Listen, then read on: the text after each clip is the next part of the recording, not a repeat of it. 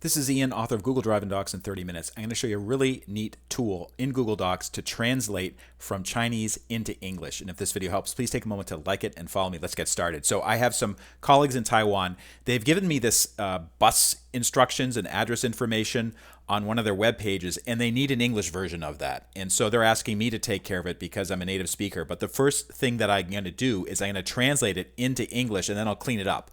So once I've pasted the text into Google Docs, or they've shared a Google Doc with me with the text already there, I'm going to go to Tools, then select Translate Document, and then choose the language. So it's already in Chinese. I'm going to select English, and then click Translate.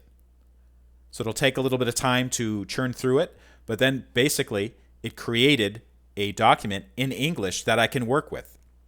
So traffic information, I might change that to something else like getting to the university or transport links.